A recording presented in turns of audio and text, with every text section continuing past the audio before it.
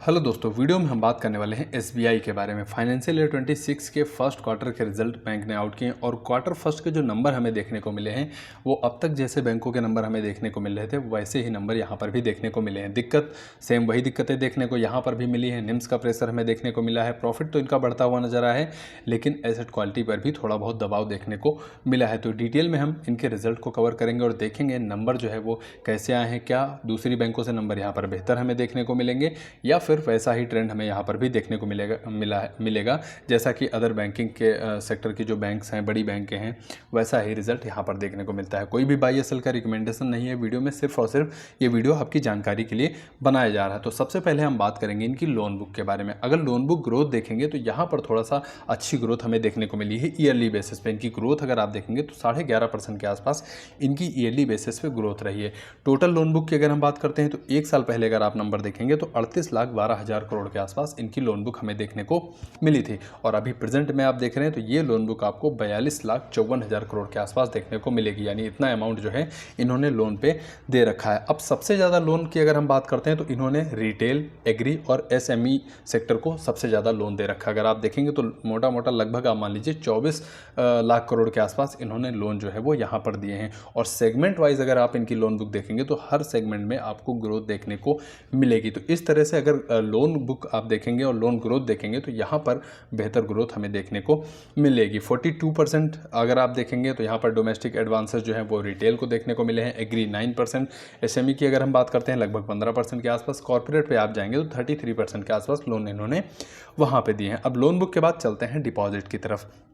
Deposit book अगर आप देखेंगे तो यहाँ पर भी बेहतर ग्रोथ रही है, लगभग सिमिलर एडवांसेस के बराबर, यानी 11.5% के आसपास यहाँ पर भी आप देखेंगे ग्रोथ हमें देखने को मिली है। एक साल पहले अगर आप इनका डिपॉजिट का नंबर देखेंगे तो 49,01,000 करोड़ के आसपास इनकी डिपॉजिट बुक हमें देखने को मिल रही थी और वहाँ से ये डिपॉजिट बुक जो है वो बढ़कर आपको 54,73,000 करोड़ के आसपास देखने को मिलेगी। कासा डिपॉजिट अगर आप देखेंगे तो यहाँ पर 8% की ग्रोथ हमें देखने को मिली है। कासा डिपॉजिट यानी करंट अकाउंट और सेविंग अकाउंट का जो डिपॉजिट है उसकी अगर हम बात करते हैं, अब ये पैसा कासा यानी करंट अकाउंट और सेविंग अकाउंट का जो अमाउंट होता है वो बैंक के लिए फ्री हो जाता है। क्यों?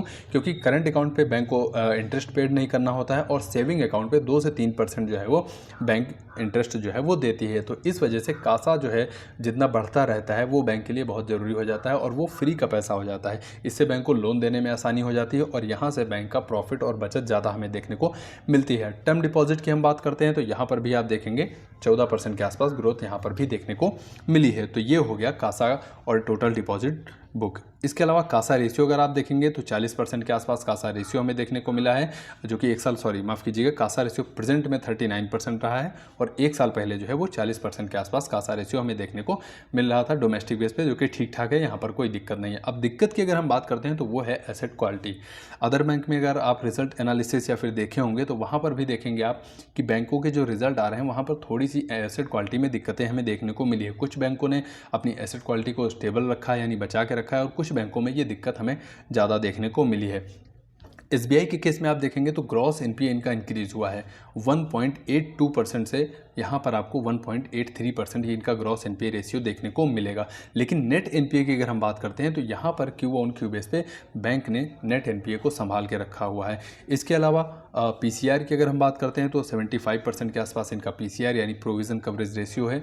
ये पीसीआर की अगर हम बात करते हैं तो वो अमाउंट होता है कि जो बैंक अपने प्रॉफिट से निकाल के कुछ सेविंग के तौर पे करती है और जब भी बैंक का कोई लोन, बड़ा लोन एनपीए में जाता है तो वहाँ से उसकी जो है वो रिकवरी करती है। तो इस तरह से पीसीआर भी आप देखेंगे तो हेल्दी पीसीआर देखने को हमें मिलेगा। अब ग्रॉस एनपीए अमाउंट की अगर हम बात करते हैं तो यहाँ पर आप देखेंगे 78,000 करोड़ के आसपास इनका अमाउंट जो है वो एनपीए के तौर पे हमें देखने को मिल रहा है, यानी कि इतना अमाउंट बैंक को रिकवरी करने में काफ़ी दिक्कतें हमें देखने को मिल रही। ईयरली बेसिस पे ये नंबर आपको जरूर कम होता हुआ नजर आएगा, लेकिन क्यू ऑन क्यू अगर आप नंबर कंपेयर करेंगे तो ये 76,000 करोड़ से बढ़कर आपको 78,000 करोड़ देखने को मिलेगा, जो कि थोड़ा सा दिक्कत हमें देखने को मिली है। नेट एनपीए की अगर हम बात करते हैं तो यहाँ पर आप देखेंगे नंबर आपको सिमिलर ही देखने को मिल रहा है, लगभग में थोड़ा बहुत ऊपर है लेकिन लगभग सिमिलर रहा है।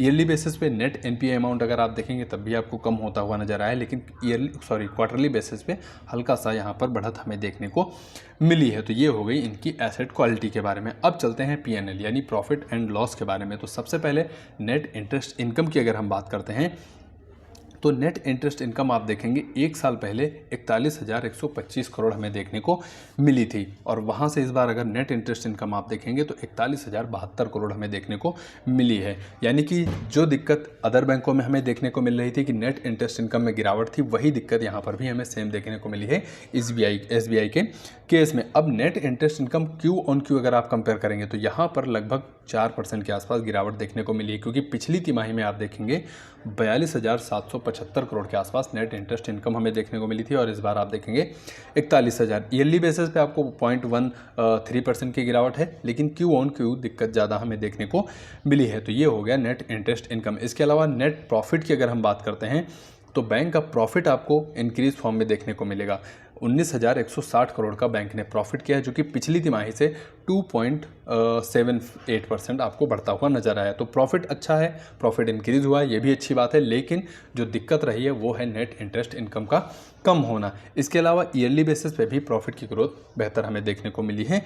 तो ये हुआ नेट प्रॉफिट। इसके अलावा कुछ इंपॉर्टेंट रेशियो, जैसे नेट इंटरेस्ट मार्जिन की अगर मैंने बात की तो अदर बैंकों में नेट इंटरेस्ट मार्जिन आपको कम गिरता हुआ जरूर देखने को मिलेगा, मतलब कि गिर रहा है। और एसबीआई के केस में आप देखेंगे सेम दिक्कत यहाँ पर भी आपको देखने को मिलेगी।